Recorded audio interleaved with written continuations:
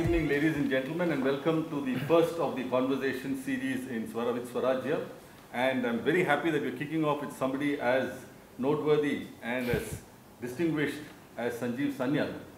Now, as we had a big conversation about the AC and how cold it was getting, and that's happening to the world economy as well. So, while we will cover the world economy in a moment, I'll just tell you, I'll give you a brief idea of the kind of topics we are going to do. It's a white pastiche, given the nature of the beast that we have here. He's a historian, an urban planner, an economist. It's like Tata Steel. I also make steel. He also writes about economy and all. So today, luckily, he said we are not talking history, we are not talking urban planning. We are going to stick to economics. But even in economics, we are going to cover a broad swath of topics, including, apart from global economic trends, urbanization, that's one of his pet topics, technology and how it impacts cities as also old people and stuff like that, the changing demographics of the world and what have you. So let me first get to the cold part of it, which is the world heading for economic freeze? What the China factor is and how will it impact India? So my role here, before Sanjeev this thing, is mainly as a sutradhar. I'm going to ask a few questions and he'll give very long answers. Well, I'll try my best. Thank you very much for inviting me. A big thank you to Swarajya and Metis for hosting me here. I'll try and do my best by trying to answer those questions. Obviously, given what is happening in the stock market, I'm sure it's at the top of everybody's minds that perhaps we are going into yet another freeze in the world economy. So what is really driving this? And I have actually been writing about this for a few years. Unfortunately, I have to say that many of my fears are now coming true. So the driving force of this whole problem, if I had to really boil it down to a few drivers, is really the Chinese economy. Now, why the Chinese economy and why at this point in time? You have to understand that China is now a very large part of the world economy. It's about 11 point something trillion dollar economy. And it saves and invests about 50% of this economy. So it's such a large economy and it saves and invests a very large part of that economy. As a result, it almost contributes a quarter of the whole world's savings and investment. Now, this is a huge amount of money. I mean, for an 11+ trillion dollar economy, this is more than $5.5 trillion. Now, it's very difficult to find year after year some way of deploying this amount of money, especially in an economy where you have brand new infrastructure, you've got overcapacity in pretty much every sector you can think of, and the economy is moving into the services sector, which doesn't need so much capital. And of course, you already have very rapid aging. So in fact, China's labor force is already beginning to shrink. So in this environment, it's very difficult to use up this amount of capital. I mean, you can build one highway to Tibet and use up a few $1 billion, but then what do you do the next year? So not surprising that at some point in time, this investment rate began to decline, which is essentially was already beginning to happen a few years ago, but the government there somehow pump primed and kept it going. But now it's effectively now beginning to decline, and it can decline a long way. So it started off at somewhere like 48+% of GDP, and if the experience of other investment-driven economies is taken, for example, Japan and so on, over the next decade or so, this rate could easily fall down to 35% or even lesser. By the way, at 35% of GDP, that will still be a ridiculously high investment rate. But this is a huge drop. Now, when this drop happens, what happens to the savings rate? Now, the savings rate of an economy like China, which is rapidly aging, does not fall quite as fast. So what happens is that there is a gap between the savings rate and the investment rate that emerges in a country like China in this phase. This is not incidentally very different from what was going on in Japan in the late 80s. The investment rate begins to fall, the savings rate simply doesn't fall fast enough, it falls. And so you have this excess capital that is just floating around. Now, excess capital, the other side of the balance sheet is deficit demand. And so you have a problem where suddenly China is in deflation. And this deflation is not a cyclical deflation. This could go on for a very long time, maybe a decade or more. And it will continuously generate this excess savings, which floods out of the world. So on one hand, you have deficit demand, which means that all the demand for these commodities and other things is not there. On the other hand, you have this flood of capital just rushing out into the rest of the world. And so, getting the world economy going is ultimately about how to deploy this excess capital and use it for something. Because after all, the world is a closed system. For somebody to have, for somebody to be a creditor, you need a debtor. So who's going to take this capital, use it for something and generate demand? And this is really the crux of the problem on this planet. Now, the emerging markets are poor, and so one could say money should go to them. But the fact is, the amount of capital you're talking about, emerging markets are a very, very small part of the world economy. And many of them are cyclical to the commodity cycle. So just when they get all this cheap capital, commodity cycle collapses and they actually are not good credit-worthy countries for taking this money. So the emerging markets, with maybe the exception of India, which I'll come to later, by and large, they can't absorb this money. Now, what about Europe? Now, Europe surely could, some parts of Europe would love to have this capital. Unfortunately, Europe is so indebted that it itself doesn't want to take this money. And in any case, while Greece may have some use for this money, Germany actually has its own problem of excess savings. So rather than solving the problem is that Europe may add to the problem. So once you have done all the maths you want, you will end up with the following conclusion, which is that the only place in the world that can absorb all this excess capital emanating out of China is the US. And the US has many interesting things it can do with this capital. Any of you who visit New York will know that look at the infrastructure of New York. I mean, it is appalling. I mean, the LaGuardia airport is pathetic by third world standards. Some of the subway, I mean, basically large parts of the US has good things it can do with this cheap capital. However, the US problem is that even though we have now gone through this recovery for some time, I mean, what will happen now, it's a different matter, but these many recent years of recovery, its public sector indebtedness has not really gone down. So there is a huge political battle in the US of whether or not, despite being so indebted, whether they want to run up even more debts. And this is the problem. The one country in the world which has actual use for this excess capital is one, too indebted, and B, the political economy of that country is currently such that no political leader has the ability to say, no, we are getting cheap capital, let's take it and build. And so we are in a state where we are kind of stuck, so to speak. And this state of being stuck will continue to be there till somewhere down the line, hopefully the US begins to find ways to use it. Otherwise, a year from now, we will be having the same discussion about remaining in limbo, and the world economy could be in this limbo for a very long period of time. The alternative is that the US begins to absorb it, hopefully to build infrastructure, but of course, they may also do what they were doing in the before the 2008 crisis, which is the private sector takes up all this debt. But again, it's still so close to memory of going through this major crisis that, it's difficult to imagine that the private sector will go in through this building boom or go back to building McMansions and take up human debt. So we remain in this sort of limbo land till somebody does this. Now, if somebody does go and do this, incidentally, the world will go back to having massive global imbalances. Now, the usual interpretation of this is that, oh my God, global imbalances are bad. But in fact, there is no example through history of the world economy growing except in global imbalances. Even if you went back 2,000 years to the Roman Empire, that period, the growth was happening because the Roman Empire was running a huge deficit with India.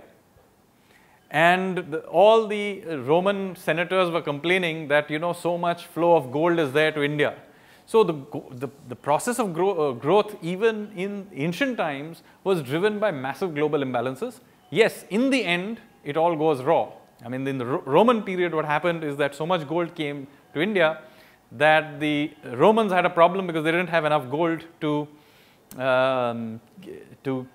keep printing their coins.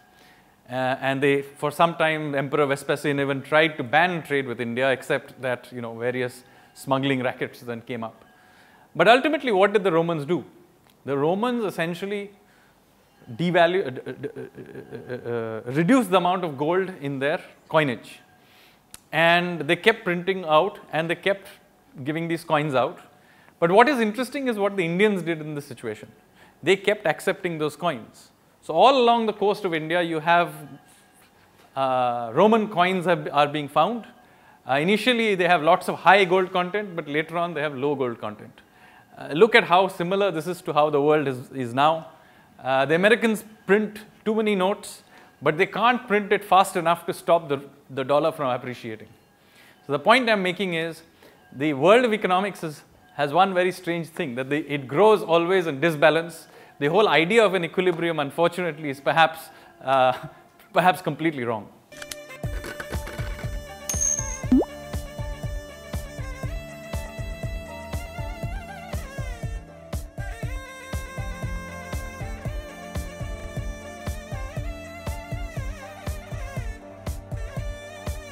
Okay, so one of the things you said is there's a lot of money. Yes. Floating around. China is skewing all its yuans and renminbis and all that kind of thing. But India, 2 trillion plus economy, eagerly waiting to take money along with so many other people in India. Yes. Why is India finding it so difficult to absorb this capital, and what do you think you might recommend that we should do as a country? So one of the few people who benefits from this environment, at least for now, is India. So that's why I left it out of the discussion, because we are one of the few emerging markets that doesn't produce the commodities, we take it in. So we are happy for commodity prices to fall. And we are also importers of capital. So we enjoy from both. So in a sense, this world situation is not necessarily bad for us, because there is this cheap capital.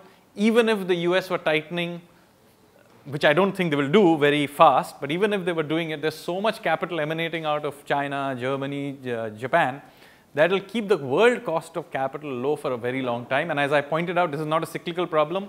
This is a structural problem with China's demographics, its own investment model. So we could potentially benefit massively from this cheap capital. But why can't we just take it and let it pass through? Well, there are a number of issues, and some of it relates to my disagreement with Governor Rajan's interest rate policy and not letting the pass-through happen. But there is one serious issue on which I do agree with him, and which is this. That you see, if you allow a large rush of capital to come through and your financial system is not capable of taking it and correctly allocating it, then you will run up this debt and you've wasted all the capital. So net result of it is going to be that you will be indebted at the end of the process, but not have created the assets to back it up. And this is a serious issue. This is not, again, unique to India. When Japan was going through the same problem that China is going through today, it was going through in the 1990s and in the early 2000s, then what did Japan do? Japan took this excess capital and it spread it across through Southeast Asia and so on. And for some years, you had a boom in Southeast Asia. I mean, Indonesia, these are all the new tiger economies of that time. Many of you will remember. Thailand was growing, Malaysia was growing, Philippines, all these countries, Korea, and so on. Now, because their financial systems were taking this money and misallocating it, they were all building, let's build the tallest building possible, the widest building possible, and all this kind of thing. In the end, what happened is that when there was a little stumble in the system, those economies just blew up. So the ability of the financial system to really allocate this capital is very, very important. But unfortunately, our banking system currently is very suspect. As you know, there already has a huge amount of bad debts. Yes, you can increase the balance sheet, reduce the share of NPAs, but that's a short-term thing if you're at the margin misallocating. So really, it's about cleaning up our banking system, cleaning up our financial system beyond just banking, having a good bankruptcy law, no matter how well you allocate this money, some of it will go bad, but there must be a way of continuously liquefying this along the way. So I think this is a great opportunity, but it will only work if we are serious about reforms. And I talked about the financial system, but obviously there are wider issues, getting the enforcement of contracts and the judicial system, having a sensible taxation system. I find that I look at the taxes around the world, and India is one of the most opaque tax regimes in the world. It's really difficult. Many of you are businessmen, I hardly have to explain this to you. But frankly, it's so complicated and confusing. Even if you want to pay the taxes, you don't know how to go about it. And there'll be some subsection 42B where they will catch you and harass you. So this kind of thing has to be changed. But the opportunity is there. And the good news is this opportunity could last for some period of time. And of course, we have the tailwind of the fact that we have just entered our demographic boom period. So we will have both the capital and the labor in place. So now it's our business to get on with it and grow.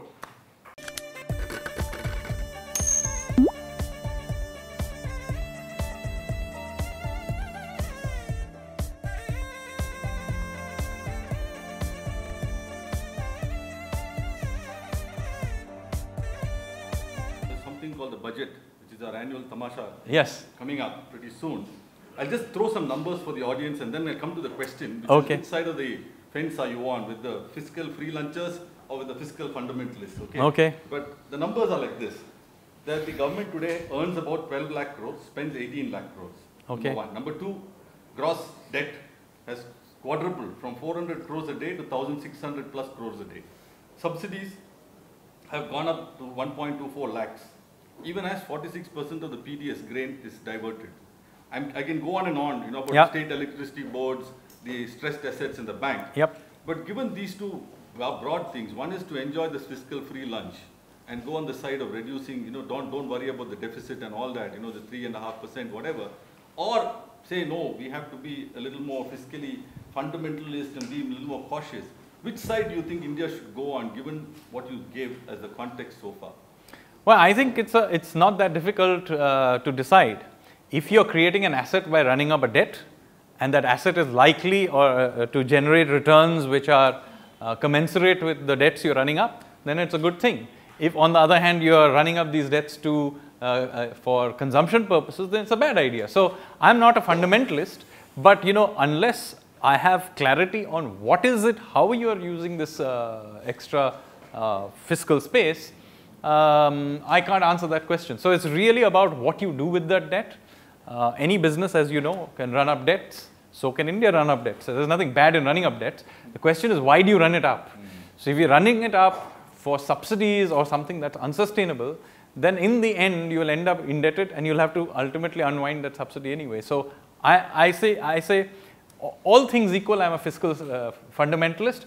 If you want to run up more debts, you have to explain to me why you want to do so. And do you think, given our past track record as a government, as a nation, you are sanguine that we will change our, you are optimistic that we will change our direction and be able to use this excess liquidity, or do you think it will be business as usual? Well, let's say the Prime Minister did promise us minimum government, maximum governance. If that does get implemented through, then yes, I'm optimistic, but it has to be implemented. I think the key here is that key measures, whether it's judicial reform, tax reform, administrative reform, these are issues, serious issues that now need to get done.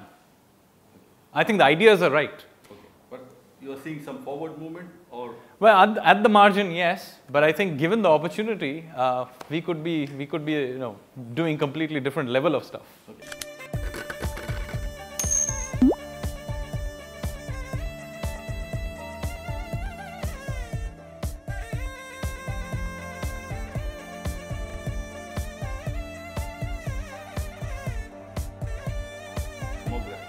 China is rapidly aging. Yes. The labor force is rapidly shrinking. On the other side, India is the youngest nation in the world. Well, it's not, but kind of, the big nation level. Well, Philippines is pretty big. It's even younger than us. So there are other countries, but yeah, I get your point. It has the demographic dividend and all that, right? Yeah. But one of the things that you've been writing about is that you seem to be completely in disagreement with the UN and the kind of demographic disaster that it portrays for the globe. Says that by the turn of the century, the world population will be 10 billion or 11 billion. You, on the other hand, say that it will go up to just a tad under 9 billion, and then it will stabilize at about 8 billion. Why do you have such a more optimistic outlook towards this demographic, and you're not so worried about this disaster as the UN portrays? Well, it's a disaster or not, depending on how you look at it, but I will explain.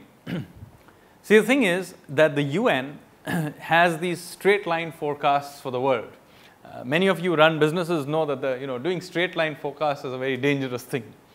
So what I did is I went and investigated many of the larger countries, and I in fact, used many of their own models to try and forecast.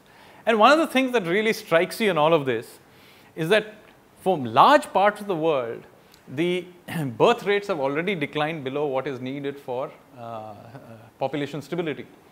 Now, if you look at the developed countries, there is almost no developed country in the world where the fertility rate is above replacement rate. They've all declined. Many of their populations are growing through sucking in immigrants, as in the US and so on. Now that was okay for an individual country perspective, but that surely can't be counted for a world growth population, because that's a subtraction from somewhere else, first of all. Secondly, look at the very large countries with population. China. China, as all of you know, has already, because of one-child policy, had a dramatic decline in fertility rates over the last 3 decades, and it is now very well below the replacement rate. But there are countries which are much, much worse. South Korea's fertility rate, you need about 2.2, roughly 2.2 children per woman to keep a population stable. Now, in countries like South Korea, this level has gone down to somewhere like 1.2, 1.3. That's half the required rate. Now, this is not about a small change in population growth. If you keep up this level, within one generation, you have a 50% decline in population. This is not a few percentage points. Now, this effect takes some time to happen because people are also living longer. So for a short period of time, the population doesn't seem to be falling because the same population lives longer, right? But at the end of the process, unless somebody discovers the elixir of immortality, this phase will fall off, and then populations shrink very fast. This is happening already in many places in Western Europe. In China, the population is going to begin declining somewhere in the 2020s, but their workforce is already declining. Interestingly, we assume in India that our population will always grow, but it's actually, even in India, birth rates are declining very, very quickly. In many parts of India, they're already below replacement rate. If I'm not wrong, you may be in one of those states. Just look around you. How many of you are producing more than, average has to be 2.2. So, at least 2, and some have to produce 3 in order to keep this ratio. At least in the middle classes and upper classes, this is no longer true. Even in the poorer sections of society, in the urban areas, it's probably largely not true. In rural areas to some extent, but even their birth rates are rapidly declining. They're declining even in the northern India.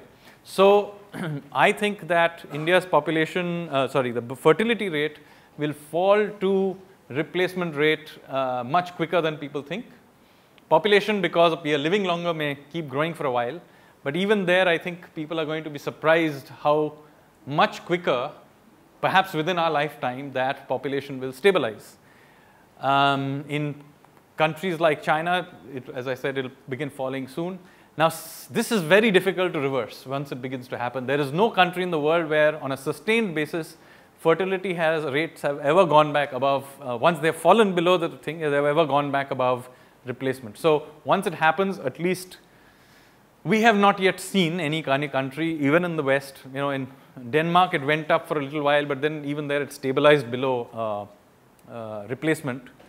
So the point here is that in large parts of the world, the population at some point in middle of this century will begin to decline. Middle Eastern countries, it is still high, but even there, that's falling, even in Iran. But by the way, they are very small population countries.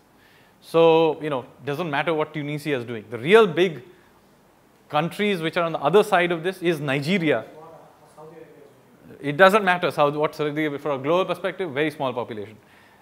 The big ones which have still very high fertility rate is Nigeria, for example.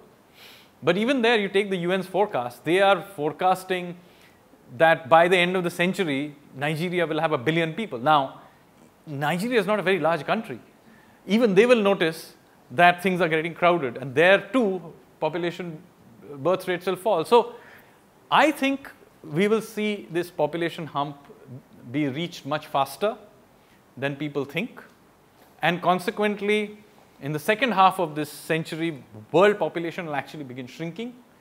I think the peak will be little bit below 9 billion with shrinkage towards the end of the century. Now, it's important here to point out that this does not mean that we have solved the problem, because in a world which is aging rapidly, or even in some parts where it's shrinking, you will have to begin to prepare for this. For example, pension systems, how you set up real estate, what you invest in. So, this new world is not problem free, it has a different set of problems.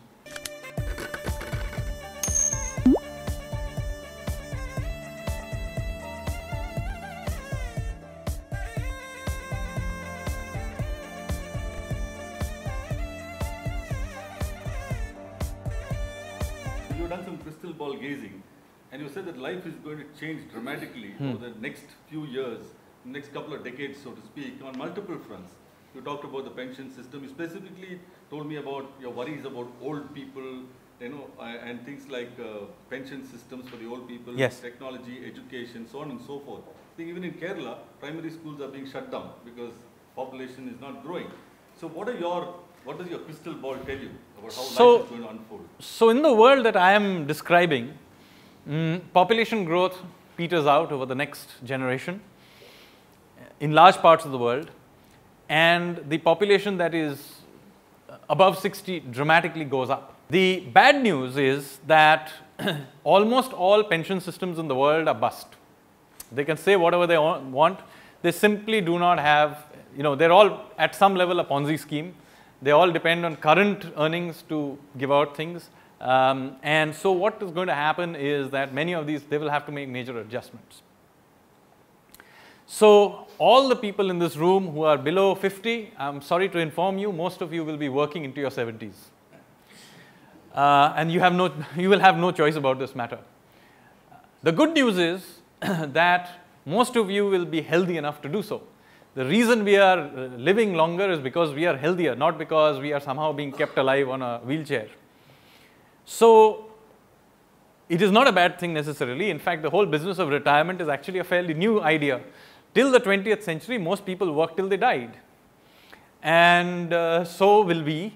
And it's not such a bad thing. You can already see in many Western countries, they are beginning to now zip up the retirement rate. Even where the retirement rate, past the retirement rate, people keep working, because after all, how much golf can you play? Especially if you're going to live into your 80s, as I said, most people in this room will happily be living in their 80s and be in a position to do some work. In Japan, and I'm not talking only about, mental work. People do physical work. So in Japan, the bulk of the fishermen, which is seriously hard work, are now above 50. And there are there's a significant proportion of Japan's fishing industries now run by people in their 70s. In fact, there are more people above 70s than below, than in their 20s now. So physical labor with a little bit of help from machinery, people will be doing well into their old age. However, we now need to therefore think about how we restructure our lives, restructure the way we think about all of this. Because there is limited time, I'm just going to give you one example. Let's take our education system. Now, how is our education system set up? It's set up that at age 25, you finish your education, those of you who are going to do a lot of education. By roughly 25 you're done, even if you've done a master's degree.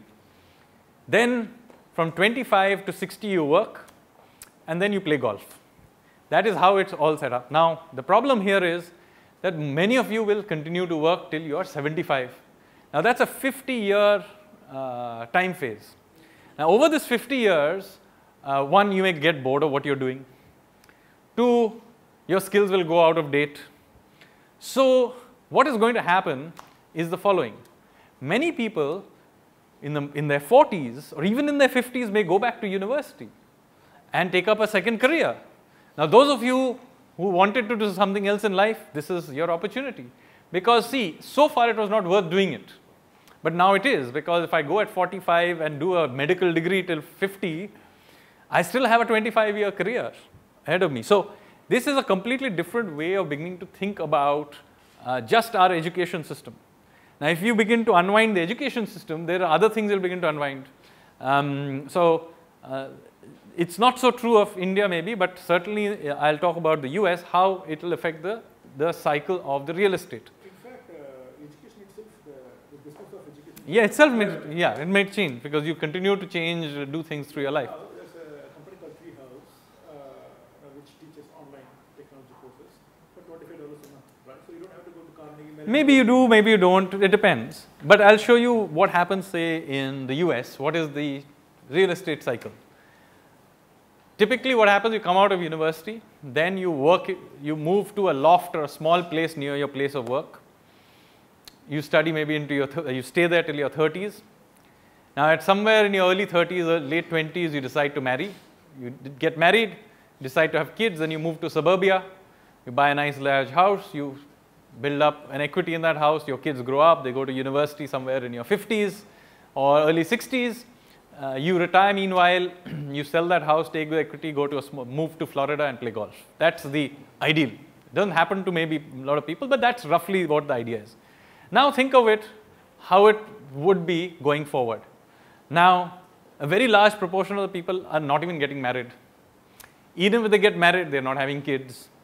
Even if they have kids, they know that the phase in which they're going to bring up children is a small part of their adult life. So they may decide to continue to live in a slightly larger apartment in the middle of the city rather than move to suburbia because the kids will grow up soon and go. So I'm just giving you one example. It's crystal ball grazing, but I'm just showing you how the whole logic of education, real estate, everything could unwind just because of this aging process. And that we need to imagine this in a completely different way by simply extrapolating the current people who are in their 70s and 80s, because the people of 70s and 80s of 30 years from now will be very different from the ones today or were 30 years back.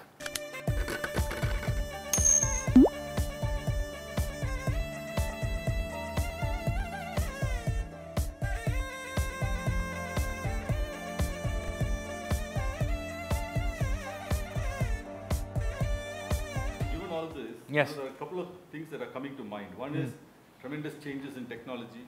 Yes. One part of it. The other part is this thing between cities, urban versus suburb, or even rural.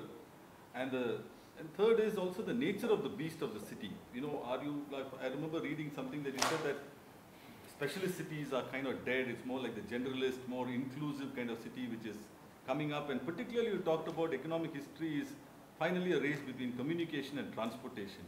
So can you just walk us through this technology cycles and what really you mean by this race between communication, transportation, and what it means for people in this room?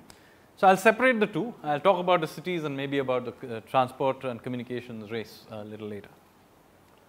Now, this new world that I just described, this world is essentially an urban world.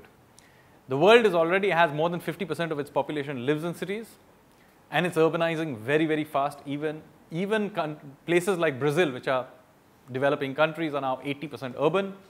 India is one of the last unurbanized countries, lesser urbanized countries in the world. China is also more than 50% urban and rapidly urbanizing. But India too is rapidly urbanizing. In fact, the number of India being about 1/3 urban is probably wrong. We are probably more like 40% urban. There are some definitional issues why this is the case. But certainly within our own lifetime, India will be an urban majority country. So this is part of the overall story because, because as you know, urbanization is one of the best contraceptives. And one of the things that are driving this massive decline in birth rates is rapid urbanization. And so when we think about the world going forward, we have to think about what these cities will be like. Now, it's very difficult to guess this. But one of the things that is driving, if you look at where the growth, at least in the very recent last 10, 20 years has been, it's quite interesting. It has been basically in the very largest cities. So, you know, it has not been Detroit that is growing, despite it. You can get lots of cheap real estate in Detroit, but it's New York that is becoming even more expensive, but it's still sucking in people. And so the same thing, incidentally, is happening even in India. You can get a lot of real estate, cheap real estate in small cities, but it's Bombay and Bangalore and Chennai that are sucking in people. It's the larger cities that are sucking in people. Why? Because the driving force of the economics of this world that I described is driven heavily by clustering and randomized interaction between people. You cannot create this randomized interaction of agents, economic agents, in a dispersed environment. So, given the nature of the beast, and given a world where people are continuously having to change jobs, the economic forces are changing, the concentration is very important. And just so that I illustrate it, let's say, for example, let's try and do what we used to do in the past, was to build, and we still try to do, wrongly I think, to build a university town by, like, say, Kharagpur. So how do we build a university town? We take a large chunk of 300 acres and build it somewhere in the boondocks, and we expect the students and faculty to be there. Now, I think that's a complete waste of real estate and resources, because just think about it. You need faculty to move there. Now, the faculty has wives, it has children. Now, just because you are faculty doesn't mean that your wife is going to be. It's not like the old factory town where the husband went to the car factory and the wife sat at home and ironed the clothes. She also has a life. The kids may have a life. So this whole way of thinking about human life has changed.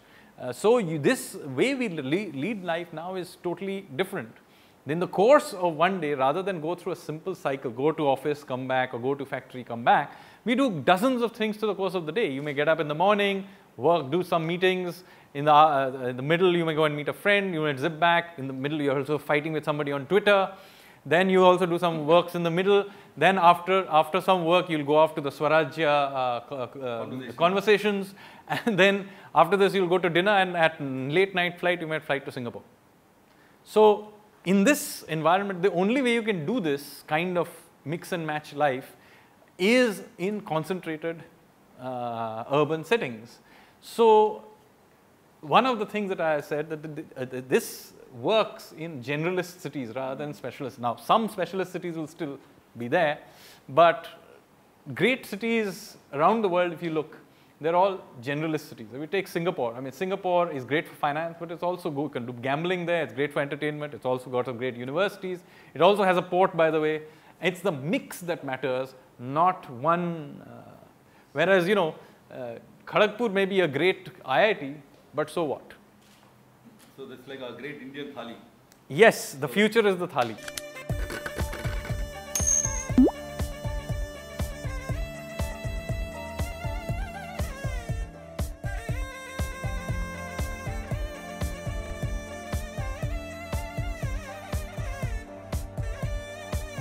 You can think of all of economic history as a race between technology, between transportation technology and communications technology.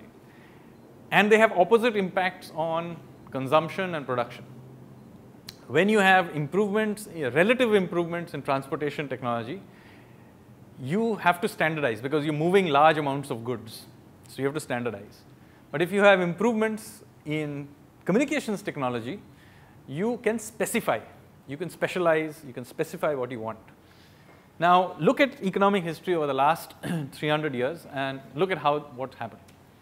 Before the Industrial Revolution, the bulk of production was local. So basically, your transportation was very poor. You had to produce most of your stuff in the locality. But communication was perfect because you could go to your cobbler, you could go to your weaver, tailor, you could go to your ironsmith. So production was completely specific and tailor-made. There was no standardization needed. Now, the Industrial Revolution happens. It not only allows you to produce more in standardized forms, it also creates mass transport. You have ships and steamships, you have steam railway. There is also some improvement in communication from the telegraph, but it's by and large quite minor till well into the 20th century. So by the middle of the 20th century, you have almost invented all the major improvements in transportation, which is cars, aeroplanes, and so on. In fact, even our great-grandfathers, if they came today, they would see they would not be startled by the transportation technology they see around us. You know, would not have seen maybe jet aircraft, but would have seen a propeller aircraft. And the trains would not have been electric, but they would have still be familiar with the idea of a train. So transportation technology really has not changed very much for a long time. I mean, the last great improvement in transportation technology happened in the 50s and 60s, which was containerization. Meanwhile, communications, as I mentioned, didn't do very much. So what happened? All consumption and production essentially became about Fordist factories. They were highly standardized.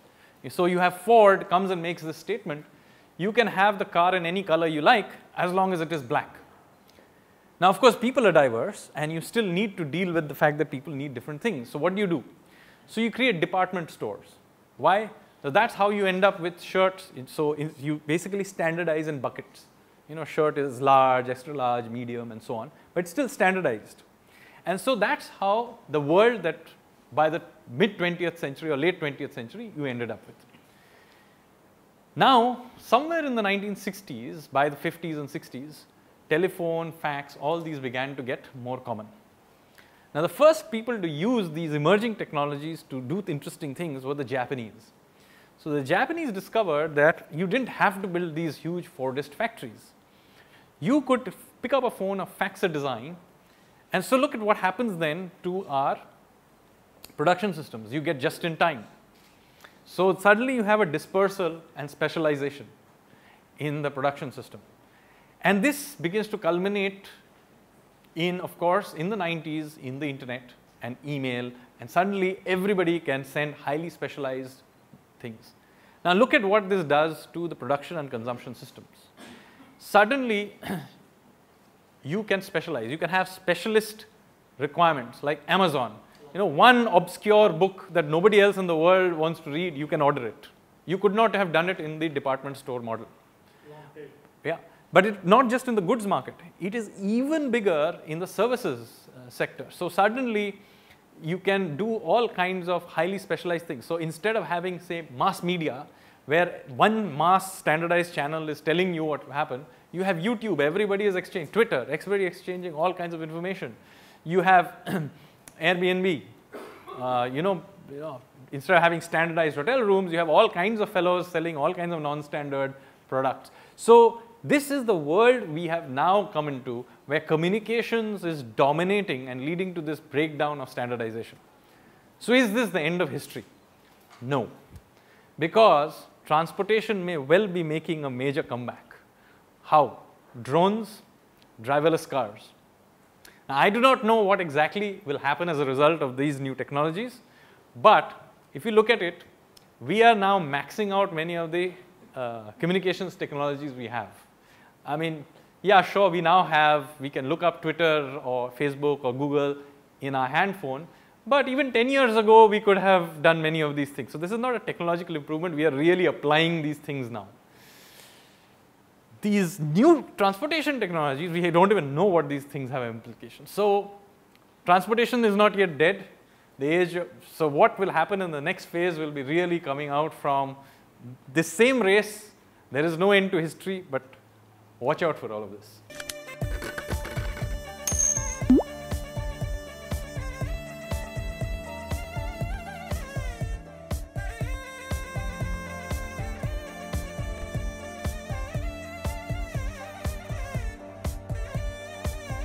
Big doubt. Okay. Speaking as a layman, it all sounds very fancy, like bullet train in a bullock cart environment, mindset. Yes. Are our legislators, are our executives, people around us, are they really capable of managing with all this? And what do you think really needs to be done on the governance front? Because, I mean, truth to tell, I don't think any of us here thinks that the average citizen gets anything by way of minimum governance. So, I think one of the important things in this whole thing is to think about governance. I am a big believer in the strong but limited state. And I'm going to go into a little bit of history on this to explain what I mean, because essentially I'm an advocate of the Chanakyan state. Now, unfortunately, Chanakya is always called India's Machiavelli. Now, this is a true insult to Chanakya, because Machiavelli was a small-time failed political advisor in a tiny place called Florence, and he had even been thrown out of his job. That's when he wrote the book. Chanakya was the creator of one of the largest empires in the ancient world. Not only that, the Machiavelli's The Prince is a very limited agenda of talking about how to retain power through unscrupulous means. Now, that is not what the Arthashastra is at all about. Arthashastra is a manual for governing a kingdom. So, it has a much larger ambit. It's about governance. And yes, it talks about spies, but only in the context of how to maintain order. So, therefore, I think the interesting thing is to revisit the Arthashastra as a part of our political thought process. So, what is Arthashastra talking about? Now, obviously, the specifics of each measures that he's talking about are related to his age and technology of that time. But interestingly, Kautilya himself clearly writes out some of the principles he uses. And he says that what is the role of the state? And he's very clear. The role of the state is to maintain, is to make sure that we do not have Matsya Nyaya. What is Matsya Nyaya? Matsya Nyaya is an environment where the big fish eats the small fish. So, the whole point about the state is to avoid Matsya Nyaya. So, therefore, when we read that book, he's all about enforcement of contracts. It's about the justice system. It's about consumer protection, property rights. These are the important things the state should be doing, not welfareism. Now, interestingly, many of these things are clearly stated in the Arthashastra. It's also clearly stated that while the state has enormous powers in doing all these things, it is also a limited state. So, Chanakya very clearly says on the subject of prohibition that the state has no business interfering in the lives of people. He clearly states that people enjoy themselves however they do, they can drink whatever they do, and the next day they get back to work. You can have some general rules about drunkards causing a nuisance, but that is not about prohibition. Very different from how, for example, Ashoka approaches the whole thing. Now, if you look at Ashokan edicts and look at what he's saying, he's now made a big deal out of being a great emperor. But if you read his edicts, it's completely anti-Kautilyan in many ways. Ashoka's edicts say, what's this great emperor thinking about? He says, on the third day of Tissa and the fifth day of Tissa and on the second day of Chaturmasi or whatever, you will not eat fish. And on so and so day and this day, you will not castrate the bull. Like the bull really cares whether his balls are being cut off on Monday or Tuesday. So the point here is this. This is the kind of thinking process that Ashoka had. Ashoka's thinking process is interventionist. He specifically says, I am the father of my people. I have introduced these dharma mahamantas to look after you just like nanny look after the parent's baby. So he literally describes a nanny state. And so you have this one form of interventionist, welfarist approach and a Chanakyan approach which is much more about general rules and governance. As you can tell, I am very much from the Chanakyan school. Unfortunately, since 1947, we have built the Ashokan state. Our republic is an Ashokan republic. It is a weak and all-pervasive state. It is not a strong but limited state. The one thing to remember about all of this is that Chanakya built the Mauryan Empire. It collapsed under Ashoka's reign. The Mauryan Empire collapsed while Ashoka was alive. So this experiment has already been done once before. We should learn from it. We can ourselves see the problems from it. So as far as I am concerned, if you're talking about governance, we need to go back to Chanakya and really relook it. Now, how do I apply these to modern times? If I had Kautilya coming back right now, what would he do differently from what is being done by successive governments since independence? He would say that the role of the state is to have monopoly over violence within its territory. It's very clear. So he had to have absolutely no humor about terrorists, absolutely no humor about any kind of mob violence by any shade of color. Second, he would say that helping the poor first and foremost is making sure that the judicial system works. So he would be much more irritated about the 32 million cases that are lying pending in the judicial system, and you say, look, we need to solve that before we get to all kinds of subsidies. Because the poor are much better protected by a functioning judicial system than through some kind of subsidy. Because if you don't have a system where this happens, then the big fish eat the small fish. Similarly, Chanakya is extremely suspicious of government officials. He says that just like it is impossible to tell that a fish is drinking water while it is swimming around, it is impossible to tell whether a government official is eating money from the state's coffers. What is he really saying? He is saying that the basis of governance is that the government official is corrupt. Now let's apply this to today. The assumption in the government is that this citizen is corrupt, the citizen is wrong, and the government official is right.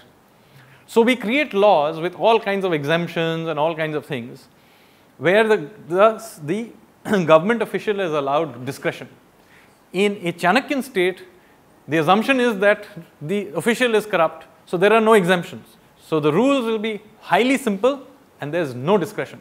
So if you go and fill a tax form out, you will get a tax form with 4 slabs and an initial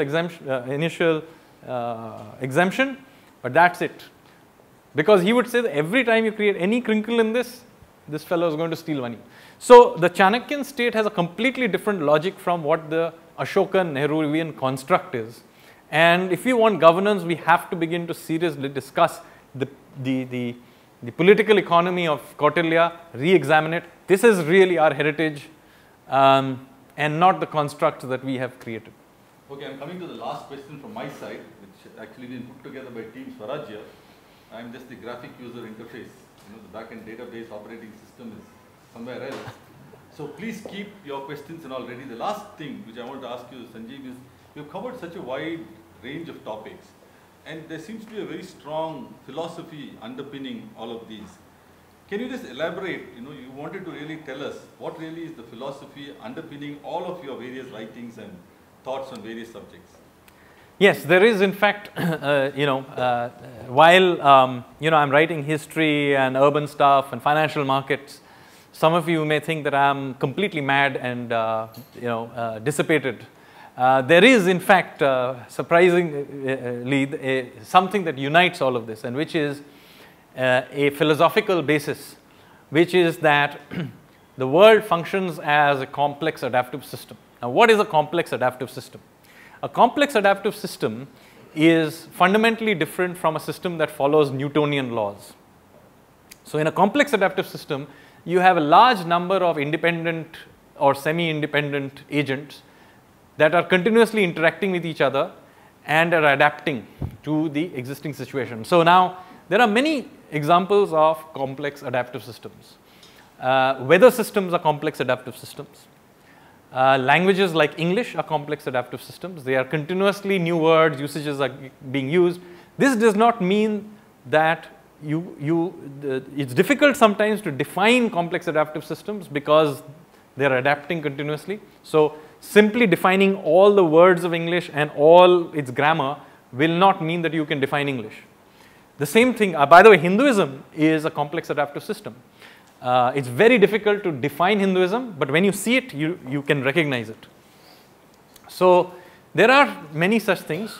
So many of the things that I described are complex adaptive systems. Cities are complex adaptive systems. They are continuously changing and evolving. Financial markets are complex adaptive systems. Now, the way I'm talking about these, you will see that when you have to deal and manage these entities, you have to begin to deal with them in a very different way than if you were doing planning. This is why planning always fails, because complex adaptive systems do not have any predetermined path. I cannot predict where the English language will be 100 years from now. That doesn't mean it will stop being the English language, it evolves in a certain way. The same thing is true of economies, and the same thing is true of technology, the same thing is true of cities. That is why socialist planning always fails. This is why the way we design and master plan our cities always systematically fails, because we are trying to always work out what it will be. No. So one of the surprising things of all of this is, if you go back and look at our own urban history and think about it, we were the first people in the world to build highly master planned cities. And we did it right in the beginning. These great Harappan and Mohenjo-daro and all these cities functioned for only 300-400 years. And then when the Saraswati River dried up and weather changed, they were abandoned. And these people moved on to the Gangetic Plain or moved south and so on. But what is interesting, they never built these rigidly master planned cities ever again. Now the current historians think that this is a bad thing and all these fellows were fools never to do it. That is absolutely not true. They did build new cities. And those cities were much better because they were not rigidly planned, they were complex adaptive systems. And many of these cities are still around after 3,000 years. Think about Varanasi. Varanasi is an ancient city, it is still thriving. And if you go there and walk around, you'll see why its design is not the problem. You see, it's a problem because you're trying to drive cars through the middle of Varanasi. If you're walking around, Varanasi is a perfectly well-designed city. The problem is that it's not being managed properly. So its design is not the problem, its management is the problem. Now, that has a very different way of dealing with it. So the same thing is true of how we deal with, so how do you deal with these complex adaptive systems? The most important thing to understand about complex adaptive systems is because they do not follow predetermined paths, the way to deal with them is, oddly enough, their complexity means that your management has to be highly simple. That you only have framework rules for them, not predetermined outcomes. So this is true for cities, this is true for governance of tax systems, this is true for languages. If you hardwire the language, like we did unfortunately with Sanskrit, for example, it immediately begins to die out. Like the French are doing. Yeah, the French are now doing, whereas the English language is pretty much allowed to be, and it is managed. How it is managed? You create the Oxford Dictionary and you keep adding new words. New usages come, you allow for it. Suddenly Twitter turns up and begins to have new spellings, you allow for it. This is really the crux of managing complex adaptive systems. So that is the philosophical basis of what I'm saying.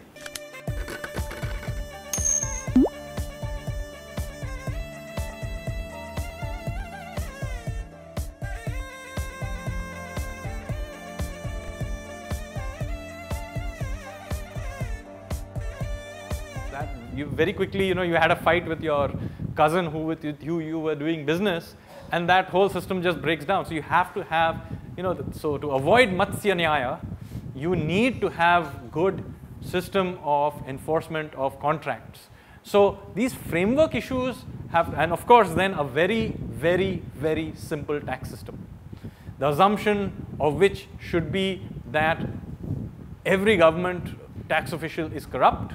Consequently, you need to have a very, very simple tax system with no exemptions, very low tax rates, but then on the other hand, very strong measures if you don't comply with it as well. And there are examples of this on this planet. I live in an example of it. Singapore has an extremely simple tax system. Yeah, very low levels, and these are surplus running countries. Singapore has no natural resources. It doesn't even have enough water. It has to import it from other countries. And yet it runs year after year a surplus. How? Because it has an extremely simple tax system. Why is it so difficult to understand this? So simplicity, governance, general governance will allow this, this trickle down does happen, but it does not happen. The assumption is that clear property rights is good for the rich because they have more property and not for the poor. But in fact, it's the other way around. The rich can always protect their property because they have other ways of doing it. Property rights really is about the poor. Enforcement of contracts is about the weak. So this has to be understood by the system. That's why I keep going back to Chanakya. The idea of how do you avoid Matsya Nyaya has to be the basis of how we run our country. Any other questions? Yes, please. In your talk earlier, you mentioned how there's a global decline of birth rates. What are some of the core reasons for that? So the question is, why are the core reasons why birth rates are declining worldwide? Now, there are a bunch of reasons which are moved together. So it's difficult to say which exactly one is causing it, but they tend to be the following reasons which are all related. One is increases in female literacy tend to cause birth rates to fall. Urbanization causes birth rates to fall.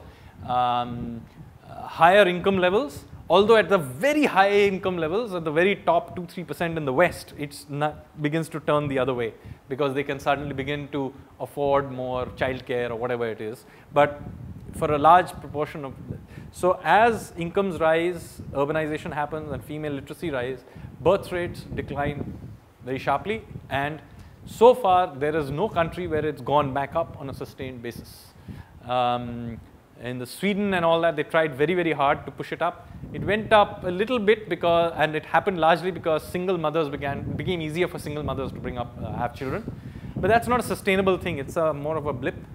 Singapore has tried for years to try and get its birth rate up and hasn't found any solution to it.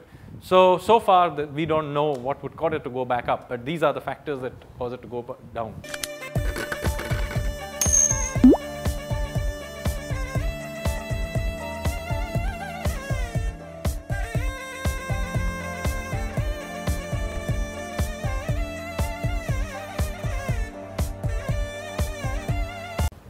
You had a question.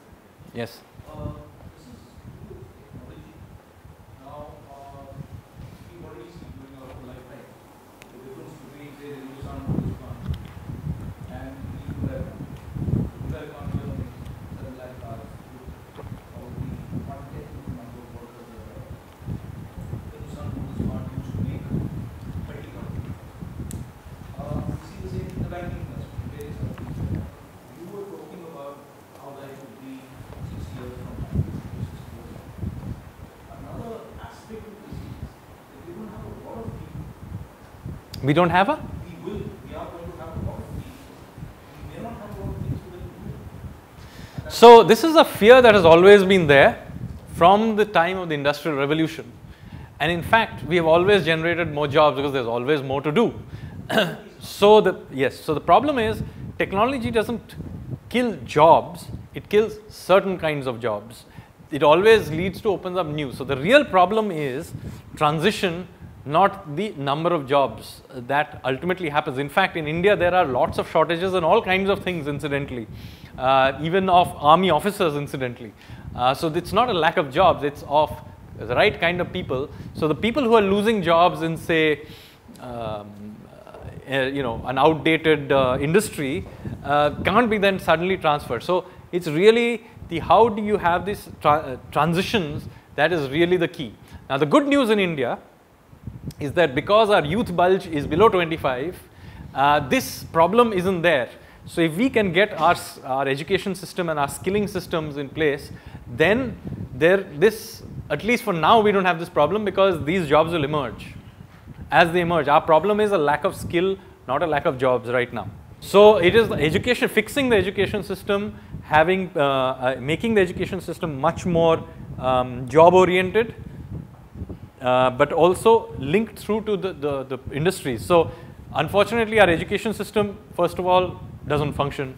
To the extent it functions at all, it then gets jammed into its own thing. So, you know, when the jobs are here, they are educating somewhere there. Even if they are doing a good job of that, it's still the wrong thing. So this is something that really, I don't know what the solution is, but we need a much more flexible. That's why I said the point, the winners in a complex adaptive world are not the guys who are good at doing one thing, but ones who are flexible. So I keep saying, you know, a dinosaur has very large teeth, but it's extinct. So the key here is flexibility. Flexibility as a society, flexibility of our education system, flexibility of our political system to deal with this continuous change. I think that is the winning formula. It is not by doing one thing very, very well and, you know, we're going to win by that, because those things, no matter what it is, will change. So it is flexibility as a society. That's why I think entrepreneurship as a cultural idea is a great idea, because it allows you to continuously do 20 things, half of them fail, you do another 20 things and keeps growing. So that's why I keep saying the complex adaptive system as a framework is very, very interesting. Incidentally, we do this with all kinds of things all the time. I mean, take Hinduism for example. I like giving this example. Hinduism has continuously through its history come up with all kinds of philosophies, from atheism to polytheism to monoism to all kinds of things. You can create a new god. Throughout these thousands of years, new gods have emerged and disappeared. Some have gone on to become, you know, have great temples, some are no longer remembered, but it's continuously churning. So why is it alive? As long as it is continuously remains alive and churns, it will remain alive. So the same thing is true of the English language. You know, there are words being sucked in, some are used, some are thrown out. It's not like we will run out of words. We don't. We just keep inventing them. But the moment you fix it to say this is the correct English language and Wren and Martin is the only way to write English, it will die.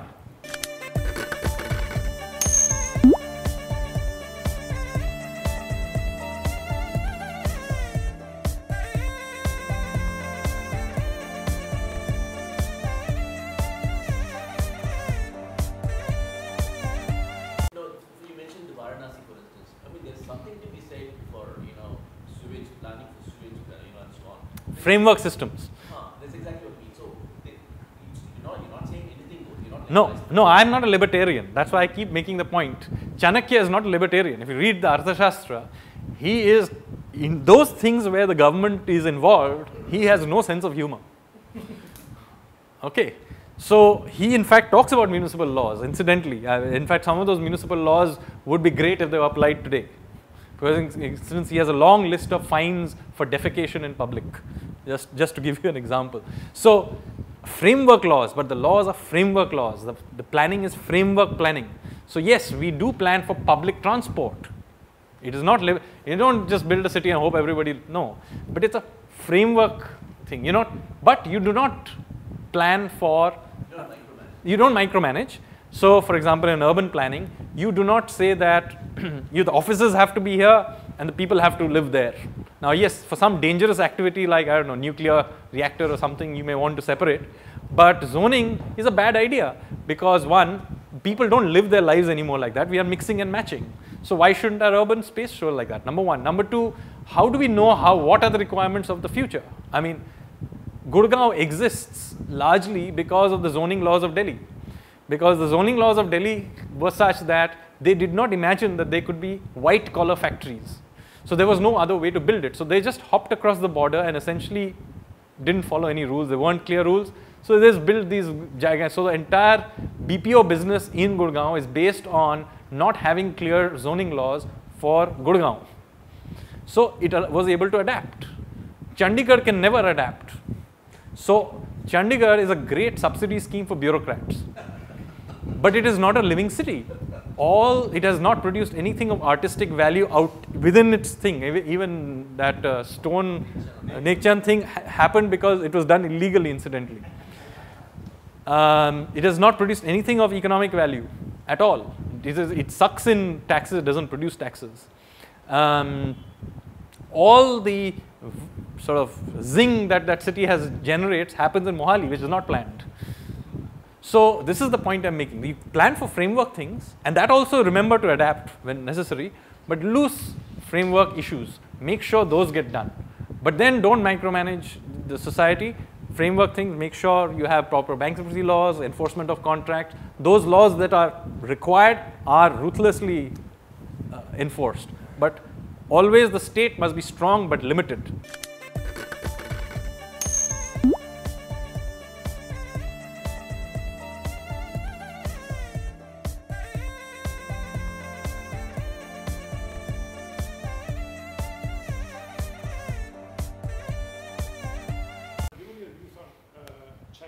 Do you ever see at least the developed market interest rates ever going back to the old normal? Because old normal, like now it's new normal, on global rates, interest rates. Okay. They go back to say 6%, 7%, whatever. If they don't go back and stay here, then it has got far-reaching implications for savers. Yes. Which are the old people. Yes. Right, and then lead to more speculative. Yes. You see the rates ever going back in or like not for some time, because as I said, the driving force of this is this process, partly demographically driven in China. The Chinese are saving for their old age. There's a very large number of them bunched up at one point in time because people who were older were killed, etc., in the Cultural Revolution, and then they didn't have children. So there was a huge bulge at front. Those guys are now entering the phase where they are their highest saving zone. They are not, even if you give them incentives and in lower interest rates, they are still going to save. In fact, they may save more, which is what we discovered with the Japanese, because you don't know what your returns are going to be. So their savings rate will not fall. Investment rate will keep falling. So this excess of capital is going to sit on our heads for some time. I mean, whether it's 1 decade or not, who knows. So therefore, a sustained increase in world cost of capital will not happen. It may go up a little bit if the US suddenly decides to do something in it, but my guess is that one, it's first of all right now not rushing to do it at all. Even if it did it for a while, it will do it. But then, if it happens again from the private sector, who knows? It may not sustain. We may have another bubble and crash. So I think for a very long time, cost of capital will be cheap. Okay, I know there are a lot more questions. There are folks itching to raise their hands, but I think we have to give this throat a rest. So thanks so much, Sanjeev. I think it was a fascinating evening, well spent, and I think he deserves a good round of applause. Thank you.